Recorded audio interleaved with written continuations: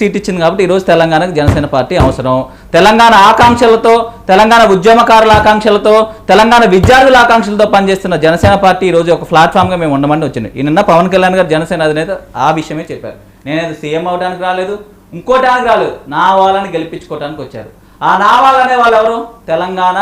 తెలంగాణ వ్యక్తులం, మేము తెలంగాణ యువకులం. దమ్ముంటే వీటి గురించి మీరు మాట్లాడండి. పొన్నం ప్రభాకర్ గౌడ్ గారు ఉంటారు అనమాట.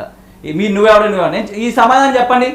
ఇంతమంది విద్యార్థి నాయకులకు మీరు సీట్లు ఇవ్వకుండా జానారెడ్డి కొడుకు ఒకసారి పొన్నం ప్రభాకర్ గారు ఏం మాట్లాడారు చూద్దాం. మళ్ళీ మీ దగ్గరికి వస్తాం. పొన్నం ప్రభాకర్ గారు మాట్లాడి చూద్దాం.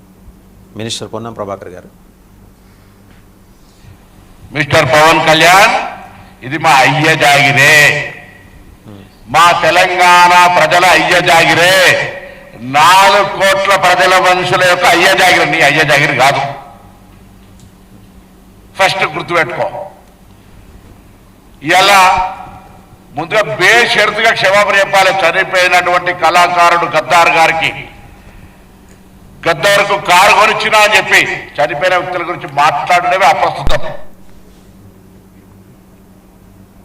సో అది ఆయన మాట్లాడు. ఇన్ని రోజులు ఇప్పుడు గద్దర్ గారి గురించి పవన్ కళ్యాణ్ గారు చెప్పాల. ఆ విషయాన్ని గద్దర్ గారు చాలా ఇంటర్వ్యూలో చెప్పారు. నేను పవన్ కళ్యాణ్ జేబులోకి వెళ్ళి జేబులో డబ్బులు తీసుకునే అంత నాకు సాన్నిహిత్యం ఉందని చెప్పారు.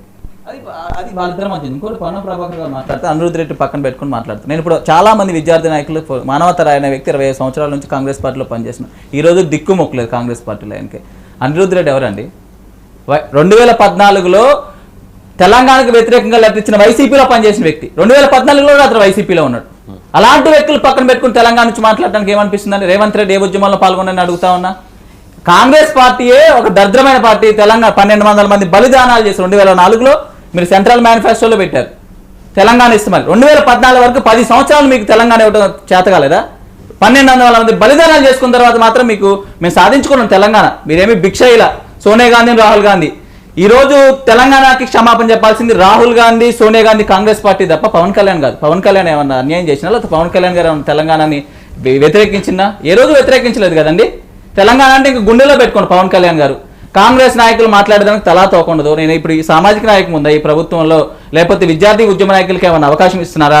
ఏదో శ్రీకాంతాచార్య మధ్యకి ఒక చిన్న బోర్డు మెంబర్ ఇచ్చారు. బోర్డు మెంబర్ అండి ఆమెకి ఇవ్వాల్సింది. ఆమె స్థాయి అదే అండి. ఎలాంటి పరిపాలన చేస్తా ఉన్నారు? ఈ రోజు మీరు నిరుద్యోగులు దారుణమైన పరిస్థితుల్లో ఉన్నారు, రైతులు దారుణమైన పరిస్థితుల్లో ఉన్నారు, ఉద్యోగులు దారుణమైన పరిస్థితుల్లో ఉన్నారు, సూపర్ 6 పరిస్థితి తెలియదు. తెలంగాణ ఒక దారుణమైన పరిస్థితులు ఈ రోజు ఉంది. దాని మీద దృష్టి పెట్టుకున్న పవన్ కళ్యాణ్ గారు సభ మీద దృష్టి పెడితే ఏమొస్తుందండి? నేను ఇంకోటి అడుగుతా ఉన్నాం. వైసీపీ అధికార ప్రతినిధి చాలా పెద్ద మాట్లాడారు. అసలు నాకు ఒక చిన్న క్వశ్చన్ అండి. అసలు ఇది తెలంగాణకు సంబంధించిన విషయం. తెలంగాణలో మా పార్టీ ఉంది కాబట్టి నన్ను పిలిచారు. వైసీపీ అధికార ప్రతినిధి ఎందుకు పిలిచారు నాకు అర్థం కాలేదు. సరే పిలిచారు, మీరు ఒక ఉద్దేశంతో పిలుచుంటారు. ఎందుకు పిలుచుంటారు అంటే ఆంధ్ర ప్రజలు ఎక్కడ కూడా ఉంటారో తెలంగాణ ఆంధ్ర ప్రస్తావన చేశారు. పవన్ కళ్యాణ్ రాజశేఖర రెడ్డి గారి గురించి ప్రస్తావన చేశారు కాబట్టి ఆ పేరుతో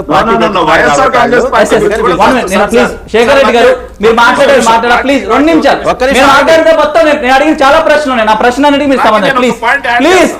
నేను మాట్లాడిన ప్రతి ప్రశ్నకి ఒక 10 ప్రశ్నలు ఉన్నాయి. 10 ప్రశ్నలకు సమాధానం చెప్పండి. దయచేసి సమాధానం చెప్పండి. ఈ విధమైన మీకు మీరు మాట్లాడే